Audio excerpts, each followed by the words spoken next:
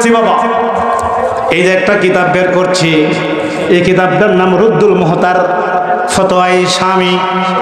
পৃথিবীর মধ্যে সবচেয়ে বড় ফতোয়ার কিতাব, কারণ মুফতিগণ যে কিতাব থেকে ফতোয়া আরোপ করেন, ফতোয়ায়ে শামী জিলদে আওয়াল প্রথম খণ্ড, পৃষ্ঠা নাম্বার হলো 149। জোরে কোন কত? আমরা সুন্নিরা কেন মাজারে যাই, তরিকাপন্থীরা কেন মাজারে যায়, এর আজকে আমি একটু প্রমাণ করতে চাই।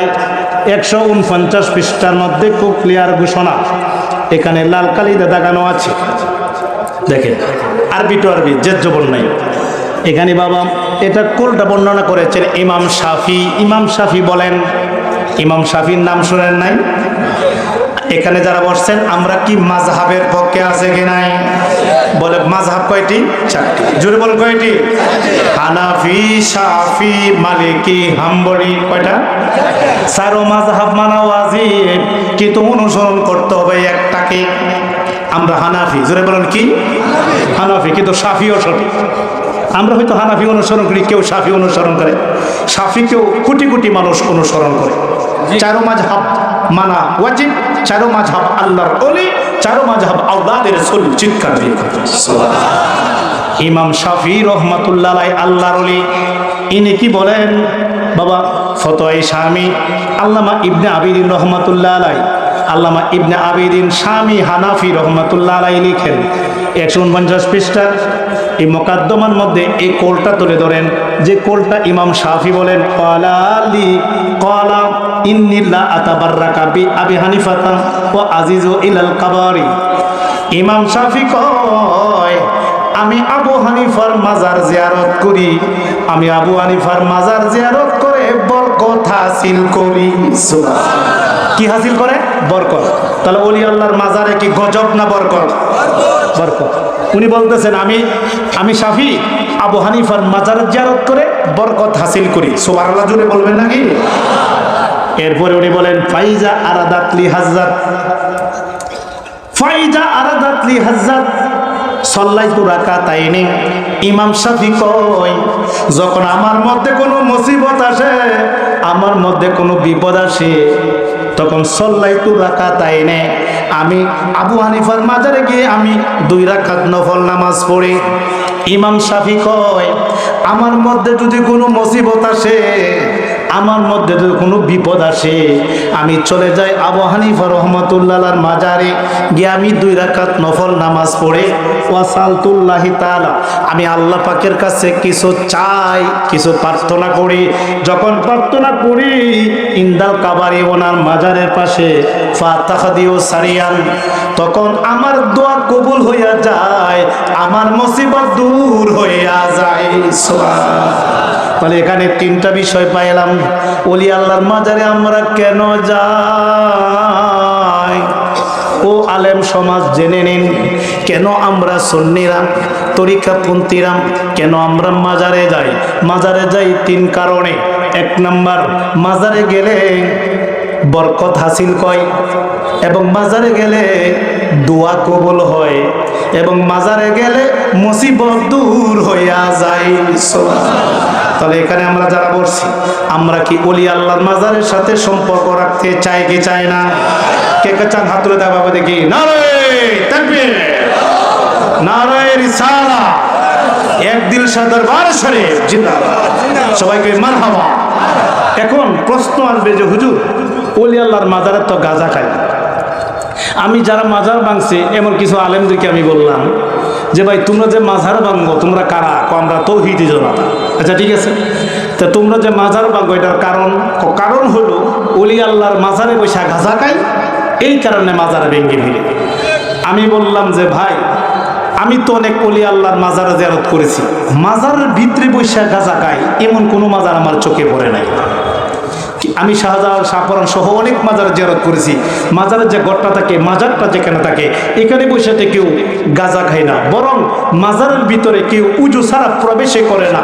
কারণ জিয়ারত করলে উজু অবস্থায় জিয়ারত করে এবং উজু অবস্থায় ভিতরে ঢুকে, এখানে গাঁজা খাবে দূরের কথা, একটা বিড়ি পর্যন্ত খায় না, বিড়ি খাবে দূরের কথা, উজু ছাড়া তো মাজার ভিতরে প্রবেশই করে না। কথা ঠিক না বেটে? তখন আমি বললাম যে ভাই না মাজারের ভিতরে খাই না, মাজারের বাহিরে খাই। আমি আচ্ছা ঠিক আছে, তো মাজারের বাহিরে যদি গাঁজা খায়, কারা গাঁজা খায়? কোনো আলেম গাঁজা খায়? না। কোনো পীর মুর্শিদে গাঁজা খায়? না। কোনো জ্ঞানী মানুষ গাঁজা খায়? না। কারা খায়? খুব পাগলরা খায়। এমনকি পাগলরা তো শরীয়তের গণ্ডির বাহিরে। পাগলরা গাঁজা খায়, পাগলরা ভেন থেকে ময়লা খায় না, পাগলটার উপর তো শরীয়তের আইন নেই, এরা শরীয়তের গণ্ডির বাহিরে। এমনকি বাংলাদেশের আইনও পাগলরে ধরে না, পাগলের বাহিরে। তো এখন পাগল মানুষ ওইটা তো বেন ঠিক নাই, ভালো সুস্থ মানুষ সে কোনোদিন গাঁজা খায় না, উনি কথা নেই। আমি আচ্ছা মানলাম পাগল একটু দূরে বসে গাঁজা খা, এই জন্য কি তুমি মাজার ভেঙে ফেলবা? মাজার ভাঙা কি ইসলামে কোনো বিধান আছে? তখন উনি কথা কই না। আমি কি একটা দলিল দেখাতে পারবেন যে কবর ভেঙে দেওয়া বা মাজার ভেঙে ফেলা এমন ধরনের কোনো বিধান আল্লাহর রাসূল কোরআন বা হাদিসের মধ্যে এগুলো আছে কিনা? আমি কই ভাই, নাকের ডগার মধ্যে, নাকের আগার মধ্যে যদি মাছি বসে, এই জন্য কি নাক কেটে ফেলে দিবেন? না মাছি দূর করবেন?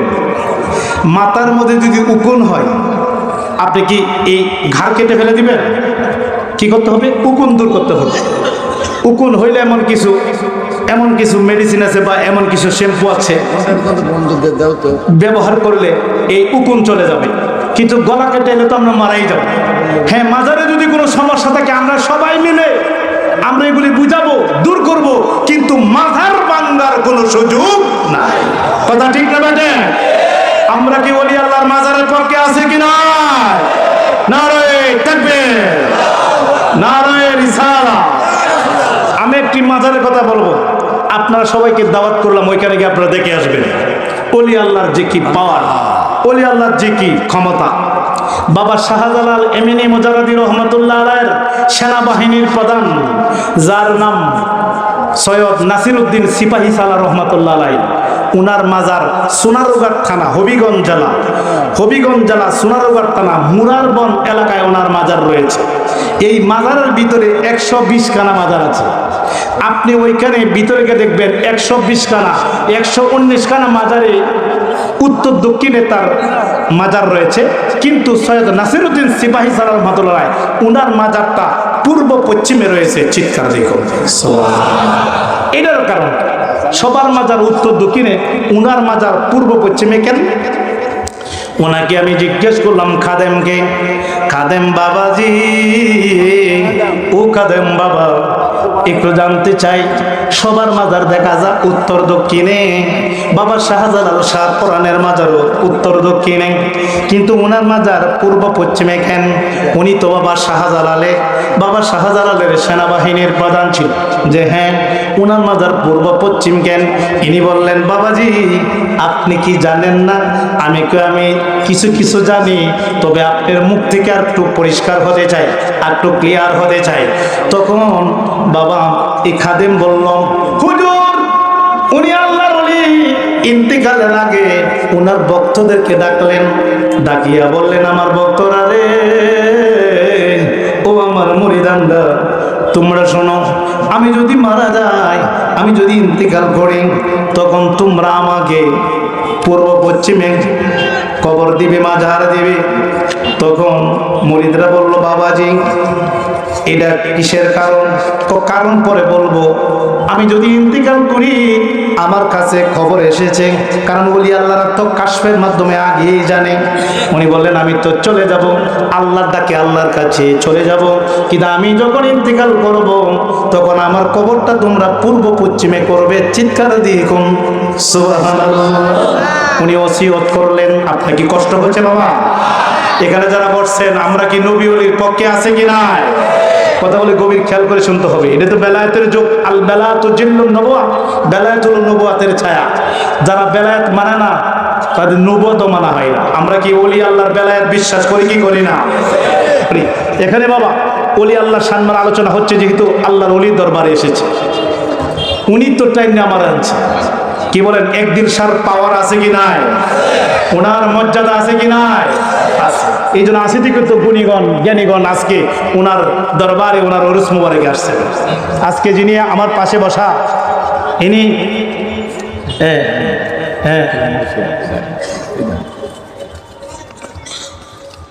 এমপি প্রার্থী না? উনি এমপি প্রার্থী যিনি, এই যে উনি হলো আমি ও অ্যাডভোকেট রফিকুল ইসলাম, উনি এমপি প্রার্থী। না আমি এমপি প্রার্থী। হ্যাঁ এমপি প্রার্থী এই সভাপতি। ও আচ্ছা সভাপতি, ও আচ্ছা যাক তা সভাপতি অনেক গণী মানুষ, এই সভাপতি সাহেব এখানে বসে আছেন, এখানে অনেক জ্ঞানী গণীগণ আছেন, ওরা আসছেন একমাত্র ওলি আল্লাহর মহব্বতে, কথা ঠিক না বেটে? তাই বাবা গভীর খেয়াল করে কথাগুলো শুনবেন। আমরা ওলি আল্লাহ বিশ্বাসী, কিন্তু বাবা শাহজালালের সেনাবাহিনীর প্রধান উনি বলেন, আমি যখন ইন্তেকাল করব, হে আমার মুরিদান রে, আমি তোমাদেরকে ওসিয়ত করলাম আমার কবরটা তোমরা পূর্ব পশ্চিমে করবে। উনি ইন্তেকাল করলো, ইন্তেকাল করার পরে ওনার কবর ওনার মুরিদানরা পূর্ব পশ্চিমে খনন করতে শুরু করলো, খুঁড়তে শুরু করলো। কিছুক্ষণ পরে বাবা আলেম ওলামার দল আসলো, এসে বললেন না না না না না, হেই নাসিরউদ্দিন সিপাহসালার মুরিদানদারে শোনো, তোমরা কবর করো উত্তর দক্ষিণে, পূর্ব পশ্চিমে কবর করা যাবে না, এটা শরীয়ত বিরোধী, এটা আমরা করতে দিব না, তোমরা উত্তর দক্ষিণে করো। মুরিদানরা কেঁদে কেঁদে বললেন, ও আলেম সমাজ, আমার বাবাজি সৈয়দ নাসিরউদ্দিন সিপাহীসালাই উনি আমার মুর্শিদ, আমাদের মুর্শিদ, ইনি ওসিয়ত করে গেছেন ওনার কবরটা পূর্ব পশ্চিমে করার জন্য, কে ওসিয়ত আমরা মানি না। আলেমরা বললো এই ওসিয়ত মানি না, এটা শরীয়ত বিরোধী, শরীয়ত বলতেছে কবর হবে উত্তর দক্ষিণে, পূর্ব পশ্চিমে করা যাবে না। কিন্তু আলেমদের তুপের মুখে মুরিদানরা টিকতে পারলেন না, তখন তারা উত্তর দক্ষিণে কবর করলেন। উত্তর দক্ষিণে যখন কবর করলো, এই উত্তর দক্ষিণের কবরের মধ্যে যখন বাবা সৈয়দ নাসিরউদ্দিন সিপাহীসালার রহমাতুল্লাহ আলাইকে উত্তর দক্ষিণের কবরের মধ্যে শোয়াইলো, শোয়াইতে দিদি রে বাবা, শোয়াইতে দিদি সাথে সাথে আলেমদেরকে সহ এই কবরটা ঘুরিয়া উত্তর দক্ষিণের কবর পূর্ব পশ্চিমে হইয়া গেল। তাহলে ওলি আল্লাহর পাওয়ার আছে কিনা? তাহলে বাবা বলুন তো, ওলি আল্লাহর মরা না জিন্দা? ওলি আল্লাহর মরা না জিন্দা? এটা আমার মুখের কথা না, আলেম ওলামা থাকলে আসো। নবীগণ জিন্দা, শহীদগণ জিন্দা, ওলিগণ জিন্দা, চিৎকার যে দলিল। আমার নিচে যে কিতাবটা দেখছেন, এই কিতাবটার নাম মেশকাতুল মাসাবি। এই কিতাবটার বয়স আজ থেকে প্রায় 1000 বছর আগের কিতাব। এই যে আমার সামনে যে কিতাবটা, হাতে যে কিতাবটা দেখছেন, কিতাবটার নাম মেরকাতুল মাফাতি। এই মেশকাত শরীফের সরহে মেশকাত, মেরকাতুল মাফাতি, আরবি টু আরবি কিতাব। এই কিতাবের মধ্যে, এই কিতাবের 415 পৃষ্ঠার মধ্যে লিখেছেন, আল আম্বিয়া আউলিয়া লা ইয়ামুতুনা, নবীগণ ওলিগণ মরে না, তাদের ইন্তেকালটা হলো মিনাদ্দার ইলাদ্দার। আল্লাহর ওলিগণের ইন্তেকাল হলো এক ঘর থেকে আরেক ঘরে যাওয়া, যেমন ওলি আল্লাহর মরণটা হলো তেমন। চিৎকার দিয়ে গুন, ওলি আল্লাহরা মরে না, ইউসাল্লুনা ফি কুবুরিহিম, এমনকি ওলি আল্লাহরা মাজারের মধ্যে নামাজ আদায় করে। তার কি ওলি আল্লাহরা মরা না জিন্দা? এই আল্লাহর ওলি সৈয়দ নাসিরউদ্দিন সিপাহীসালার রহমাতুল্লাহ আলাইহি এই জিন্দা ওলি কবরটা ঘুরিয়া উত্তর দক্ষিণে কবর পূর্ব পশ্চিমে হয়ে গেল। ওনার মাজারটা এখনো পূর্ব পশ্চিমে আছে। যদি আমি যে ওয়াজটা বললাম রেকর্ড হচ্ছে, গিয়ে দেখবেন কথাটা সত্য না মিথ্যা। হবিগঞ্জ জেলা সোনারগড় থানা, সোনারঘাট থানা, মোরারবন এলাকার মধ্যে ওনার মাজার শরীফ এখনো আছে। ওনার মাজার শরীফ হলো পূর্ব পশ্চিমে। চিৎকার দিয়ে কোন সুবহানাল্লাহ। তাহলে বাবা ওলি আল্লাহর সঙ্গে বেয়াদবি করবেন না, কারণ মান আদালি ওলিয়ান ফাকাদ আযানতুহু বিল হক। এই মেশকাতে হাদিসটা আছে, বুখারী শরীফে আছে, যারা ওলি আল্লাহর দুশমনি করে আল্লাহকে আমি তার বিরুদ্ধে যুদ্ধ ঘোষণা করি। ভয় নাই বাবা। আমরা কি ওলি আল্লাহর পক্ষে থাকতে চাই কি চাই না? তাই বাবা ওলি আল্লাহর পক্ষে থাকবেন, বেয়াদবি করার কোনো সুযোগ নাই। কারণ ওলি আল্লাহর হলো আল্লাহর বন্ধু। আল্লাহর বন্ধুরে কষ্ট দিলে কি আল্লাহ খুশি হয় না বেজার হয়? তাই বাবা ওলি আল্লাহর সঙ্গে বেয়াদবি করা যাবে না। ও বাবা, আহলে আহলে বায়াতের যে প্রধান, যিনি মৌলা আলী বেলায়েতের সম্রাট, এই বেলায়েতের সম্রাট মৌলা আলী রাদিয়াল্লাহু তাআলা আনহুর দরবারে আল মজর নামক এক লোক আসে। এই লোকটা বাবা ইহুদির মধ্যে সবচেয়ে বড় পণ্ডিত, সবচেয়ে বড় মাওলানা। এই বড় মাওলানা, ইহুদি বড় মাওলানা মৌলা আলীর কাছে এসে বললেন, হে আলী, নবীজি মসজিদের নববীর মধ্যে ঘোষণা দিয়েছেন, আনা মদিনাতুল ইলমে ওয়া আলিউন বাবুহা। উনি বলছেন, আমি হইলাম জ্ঞানের শহর, আর এই শহরের দরজা হলো মৌলা আলী। কথা ঠিক না বেঠে? এই ঘোষণা দেওয়ার পরে মজন নামক ইহুদি পণ্ডিত, ইহুদি আলেম এসে বললেন, হে আলী, তুমি যদি জ্ঞানের দরজা হও, তোমার কাছে আমি 7টা প্রশ্ন করব। যদি 7টা প্রশ্নের উত্তর দিতে পারো, তাহলে আমি মনে করব আসলে তুমি জ্ঞানের দরজা। আর যদি তুমি 7টা প্রশ্নের উত্তর না দিতে পারো, তাহলে আমি বলবো যে তোমার নবীর কথা মিথ্যা। জোরে বলা নাউজুবিল্লাহ। কি বল, আমার দয়ার নবীর 63 বছর জিন্দেগিতে কোনোদিন একটা মিথ্যা কথা বলেছেন? এখন আমার নবী বলছেন, আমি হইলাম জ্ঞানের শহর, আর এই শহরের দরজা হলো আলী। সুবহানাল্লাহ। এখন মজার কথায় তাই যদি হয়, তাহলে আমি আপনাকে প্রশ্ন করতে চাই। মৌলা আলী বললেন, শোনো, আমার নবী যেহেতু ঘোষণা করছে আমি জ্ঞানের দরজা, ইনশাল্লাহ আমার নবী কোনোদিন মিথ্যা কথা বলে নাই। নবী যাহা বলেছেন ঠিকই বলেছেন। ঠিকই যদি হয়, তা আমি তোমাকে 7টা প্রশ্ন করব। এই 7টা প্রশ্নের উত্তর যদি তুমি দিতে পারো, আমি 6 মাস সময় লাগবে 7টা প্রশ্ন বানাইতে। এই 7টা প্রশ্ন আমি 6 মাস সময় গবেষণা করে, খুব গবেষণা করে 7টা প্রশ্ন বানিয়ে আনছি। যদি এটা উত্তর দিতে পারো, তো মনে করবা তুমি জ্ঞানের দরজা। মৌলা আলী মুস্কি হাসি দিয়ে বললেন, ঠিক আছে, তুমি 7টি প্রশ্ন করো, ইনশাল্লাহ আমি প্রত্যেকটি জবাব দিয়ে দিব। চিৎকার দিয়ে করবো একটু আওয়াজ দিয়ে বলুন বাবা, যত কঠিন প্রশ্নই হোক, মৌলা আলী উত্তর দেওয়ার মতো ক্ষমতা আছে কি নাই? প্রশ্ন শুরু করে দিলেন। প্রশ্ন শুরু করে দিলেন। 1 নাম্বার প্রশ্ন, হে আলী। জি আলী গো, 1 নাম্বার প্রশ্ন, এমন একটা পুরুষ আল্লাহ বানাইছে, যেই পুরুষের মাও নাই বাবাও নাই, এই পুরুষটার নাম কি? মৌলা আলী কয়, এটা আমি জানি।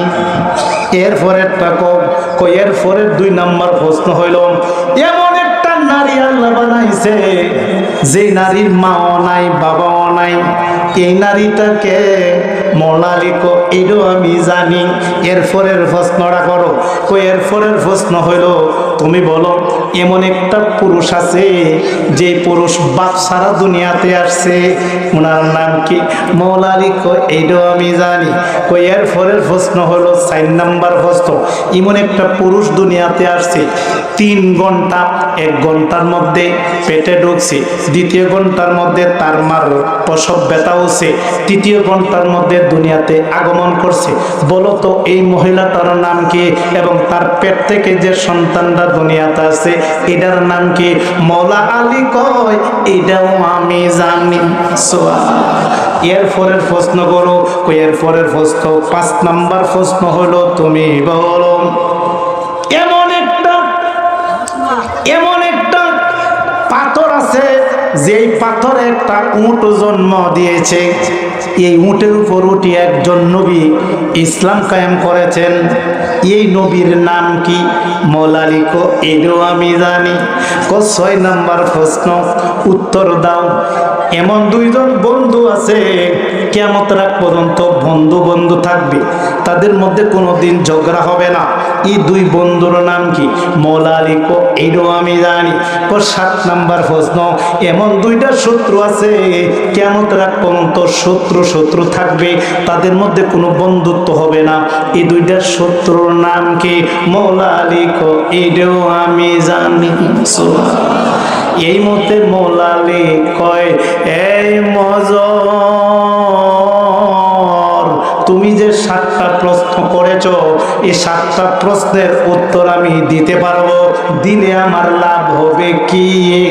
মৌলা আলী কয়, মজর তুমি দিতে পারবে না, আর যদি তুমি 7টি প্রশ্নের উত্তর দিতে পারো, আমি ওয়াদা দিলাম আমি মজরের সঙ্গে যত পণ্ডিত আছে সকলে তোমার হাতে হাত রেখে কলমা পড়ে মুসলমান হইয়া যাইব। মদিনা মদিনা আশেকে মুমিনের ঠিকানা, বলো না মদিনা মদিনা আশেকে মুমিনের। হায় হায় দিদার চেয়ে কাঁদো তোমরা, দিদার চেয়ে কাঁদো তোমরা, ও না নবীর দিওয়ানা। মদিনা মদিনা আশেকে মুমিনের ঠিকানা, বলো না মদিনা মদিনা আশেকে মুমিনের ঠিকানা। জালালউদ্দিন সৈয়দী ৭৫ বার দেখলো নবীজি, ইয়া রাসূলুল্লাহ। জালালউদ্দিন সৈয়দী ৭৫ বার দেখলো নবীজি, এতবার দেখি নবী, এতবার দেখি নবী, তৃপ্তি তাহার হলো না। মদিনা মদিনা আশেকে মুমিনের ঠিকানা, বলো না মদিনা মদিনা আশেকে মুমিনের ঠিকানা। চিৎকার দিয়ে বলুন মারহাবা। আর যদি বলি ইয়া রাসূলুল্লাহ, চিৎকার দিয়ে বলি ইয়া ওলি আল্লাহ। বাবা গভীর খেয়াল করে শুনতে হবে।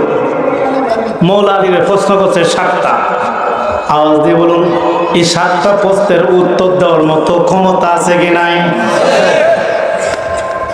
মজর মনে মনে ভাবতেছি খুব কঠিন প্রশ্ন করছি, আলী এগুলি খুঁজে পাবে না। আরে যতই কঠিন প্রশ্ন করো, উনি তো বেলায়েতের সম্রাট। তোমার জন্য কঠিন হতে পারে কিন্তু মৌলা আলীর জন্য সহজ। কথা ঠিক না বেড়ে? মৌলা আলী বললেন এ মজর, আমি যদি প্রশ্নের উত্তর দিতে পারি লাভ হবে কি? মৌলা আলী বললেন যদি উত্তর দিতে পারি লাভ হবে কি? মজর বললেন যদি উত্তর দিতে পারো তাহলে আমরা সবাই তোমার হাতে হাত রেখে কলিমা পড়ে মুসলমান হয়ে যাই। তাহলে তুমি উত্তর নাও। 1 নাম্বার প্রশ্ন হইল, তুমি বলেছ এমন একটা পুরুষ আছে, আমার আল্লাহ এমন একটা পুরুষ সৃষ্টি করেছে যে পুরুষের মাও নাই বাবাও নাই। মৌলা আলী কয় মজর, আল্লাহ এমন একটা পুরুষ বানাইছে যার মাও নাই বাবাও নাই। ইনি হইল আমাদের আদি পিতা আদম আলাইহিস সালাম। কি বলে ঠিক না বেঠে? আদম নবীর মা বাবা আছে? আচ্ছা আমার কথা বুঝতে কি অসুবিধা হয়? তুই ফিসের কথা বল না কেন? আদম নবীর কি মা বাবা আসেনি? প্রশ্নটা কি ছিল? এমন একটা পুরুষ আল্লাহ বানাইছে যে পুরুষের মাও নাই বাবা নাই। এখন আদম নবীর কি মা বাবা আছে? নাই। কহে হে আলী আনসার সঠিক, সুবহানাল্লাহ করুন। এখন 2 নাম্বার প্রশ্নের উত্তর দাও। 2 নাম্বার প্রশ্ন কি? 2 নাম্বার প্রশ্ন হইল এমন একটা নারী আল্লাহ বানাইছে যে নারীর মাও নাই বাবাও নাই। এই নারীটাকে মৌলা আলী কয় মজর। এমন একটা নারী আল্লাহ বানাইছে যার মাও নাই বাবাও নাই। ইনি হলো আমাদের আদি মা হাওয়া আলাইহিস সালাম। কি বলেন ঠিক না বেঠে? মা হাওয়ার কি মা আছে? কহে আনসার সঠিক। 3 নাম্বার প্রশ্ন, হে আলী তুমি বলো 3 নাম্বার প্রশ্ন হইল এমন একটা পুরুষ আল্লাহ বানাইছে যে পুরুষ বাপ সারা দুনিয়াতে আসছে। ইনিকে? মৌলা আলী কয় হে মজর, ইনিতে পুরুষ নয়, উনি একজন নবী, বাপ সারা দুনিয়াতে আসছে। ইনি হলো ঈসা আলাইহিস সালাম। চিৎকার দিয়ে কোন কি বলেন ঠিক না বেঠে? ঈসা নবীর কি বাবা ছিল? কহে আনসার সঠিক। এখন তুমি বলো এমন একজন পুরুষ আসছে দুনিয়াতে যেটা 3 মুহূর্তের মধ্যে দুনিয়াতে আগমন করছে। 1 মুহূর্তের মধ্যে পেটের মধ্যে ঢুকছে, 2য় মুহূর্তের মধ্যে তার মায়ের পেটের মধ্যে প্রসব ব্যথা হচ্ছে, 3য় মুহূর্তের মধ্যে দুনিয়াতে আগমন করছে। বলো তো এই মহিলাটাকে এবং সন্তানটাকে?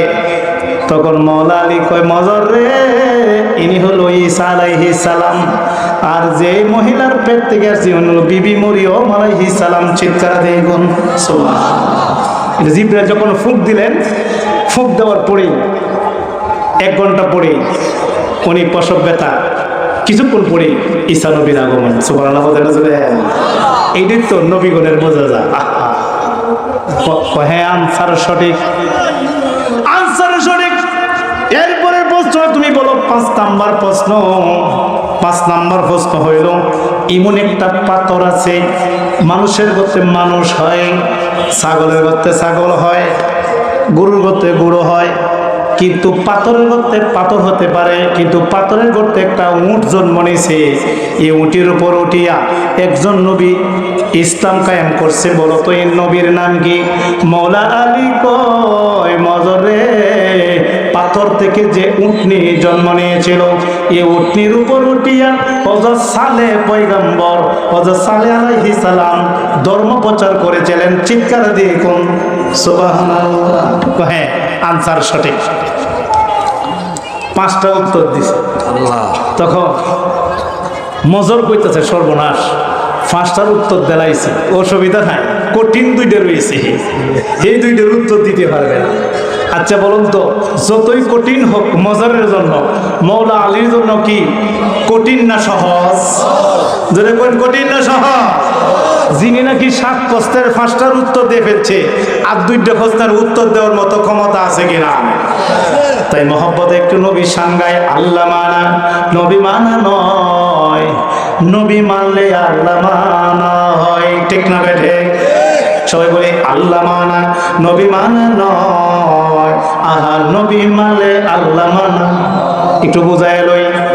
কোরআন শরীফের শুরুতে আছে ওমিনান নাসি মাইয়াকুলু আমান্না বিল্লাহি ওয়া বিল ইয়াউমিল আখির। আমার আল্লাহ কয় মানুষের মধ্যে এমন কিছু লোক আছে যারা বলে আমি আল্লাহর প্রতি ঈমান আনছি এবং পরকালের প্রতি ঈমান আনছি। আল্লাহ বলেন ওমা হুম বিমুমিনিন, তারা আদৌ মুমিন না। কারণ আল্লাহ মানছে, পরকালও মানছে, কিন্তু আমার নবীরে মানে নাই।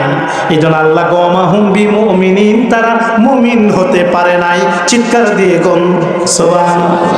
কারণ নবীকে যতক্ষণ না মানবে ততক্ষণ সে মুমিন হওয়া যাবে না। কথা ঠিক না বেটে?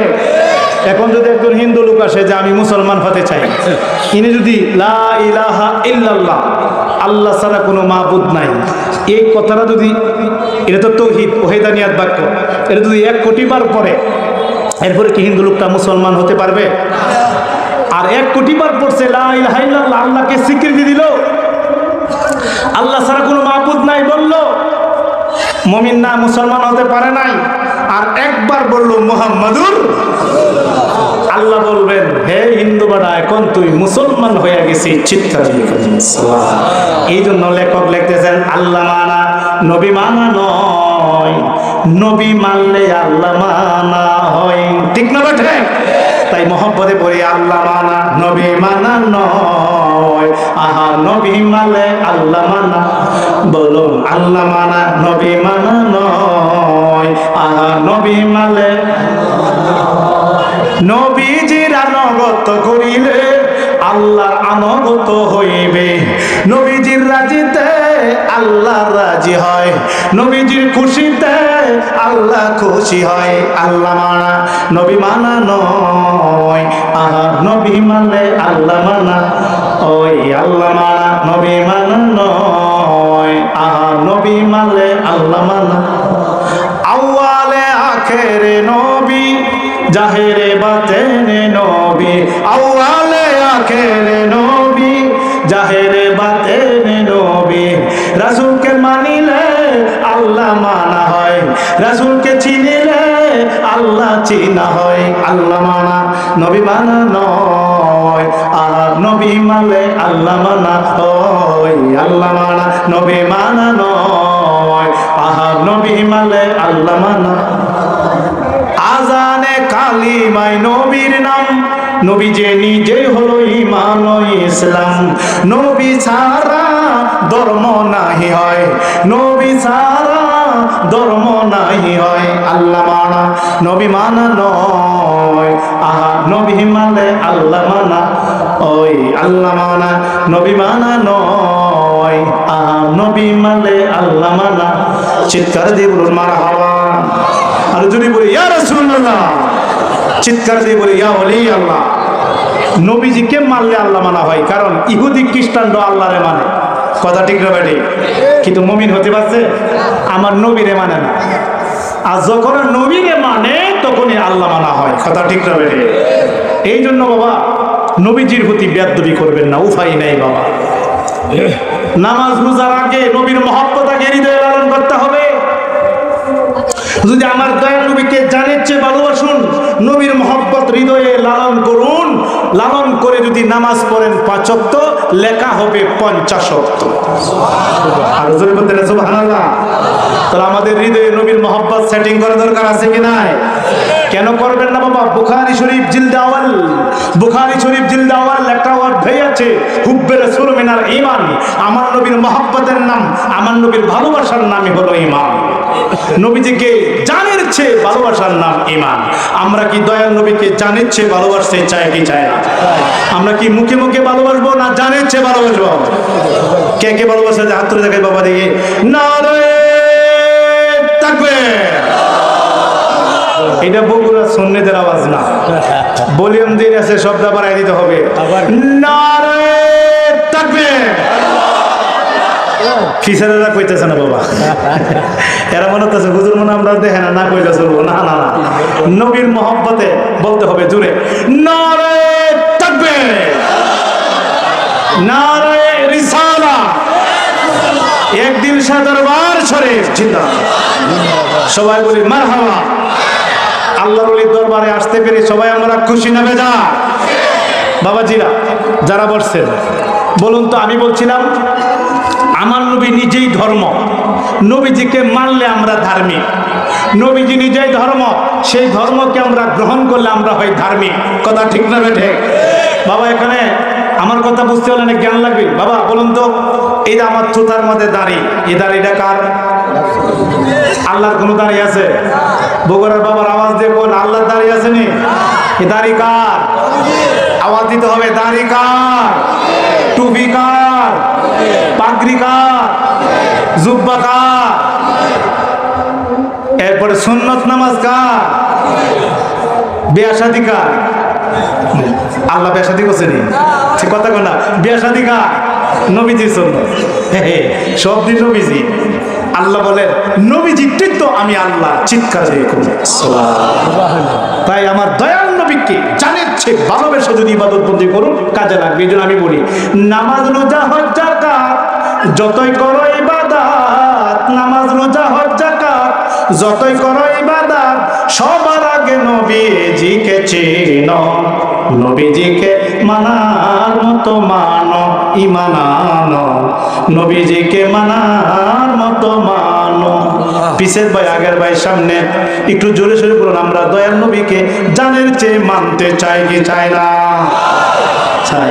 সবাই আপনার আশিকে রাসূল, সবার চেহারার মধ্যে একটা হাসি হাসি ভাব, খুশি খুশি ভাব দেখতে পাচ্ছি। এটার কারণ কি জানেন? এটার কারণ হলো আপনাদের প্রত্যেকের চেহারার মধ্যে আমার দয়াল নবীর নূর রয়েছে। আমরা নবীকে নূর মানি কি মানি না? কে কে নবীকে নূর মানেন? হাত তুলেন তো দেখি। বাহ বাহ বাহ, সবাই করে নারে তাকবীর। নূরের নবী জাগানে, সবাই বলি মারহাবা। আমরা কি নবীকে নূর মানি কি মানি না? এই তো নবীর নূর আপনাদের চেহারার মধ্যে। সুবহানাল্লাহ বলতেন বাবা।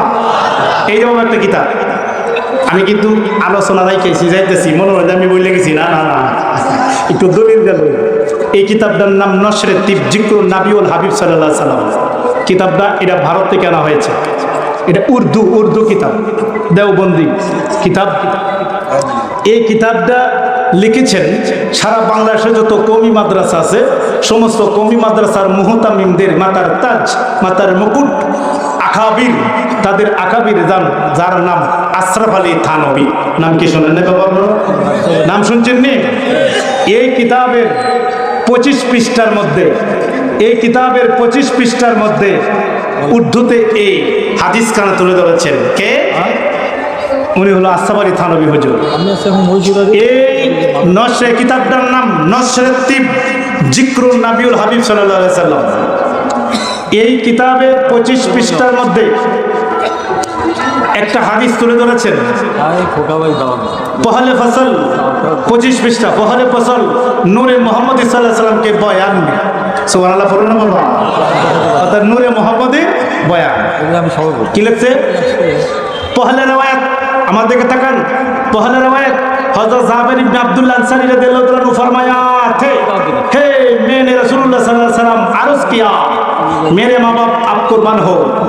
হযরত জাবের ইবনে আব্দুল্লাহ, হযরত জাবের একজন সাহাবী ছিলেন, নাম শোনেন আপনারা? হযরত জাবের ইবনে আব্দুল্লাহ আনসারী রাদিয়াল্লাহু তাআলা থেকে উনি ফরমান, নবীজির দরবারে গিয়ে বললেন, ইয়া রাসূলুল্লাহ, আমার মা বাপ আপনার কদমে উৎসর্গ হোক। আমি একটা জিনিস জানতে চাই, যে কি? যে আল্লাহ তাআলা तमाम चीजों से पहले चीजों के पैदा किया।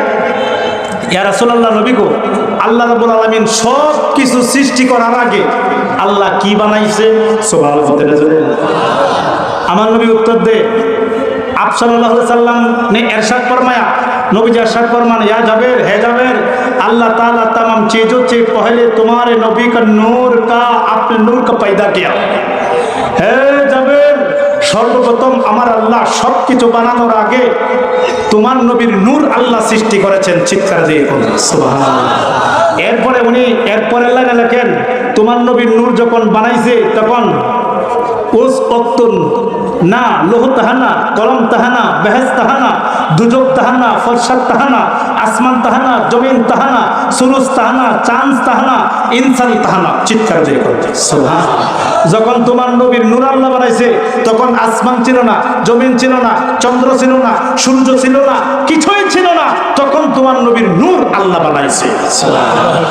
এরপরে বাবা, এরপরে পৃষ্ঠা লিখছে, পাঁচ রওয়ায়াত হযরত আলী রাদিয়াল্লাহু তাআলা হচ্ছে রওয়ায়াত है, नबी सल्लल्लाहु अलैहि वसल्लम के फरमाया, आदम अलैहि सलाम के पैदा आहरने 14,000 साल पहले अपने पर परवरदिगार हुजूर में एक नूर रखता है।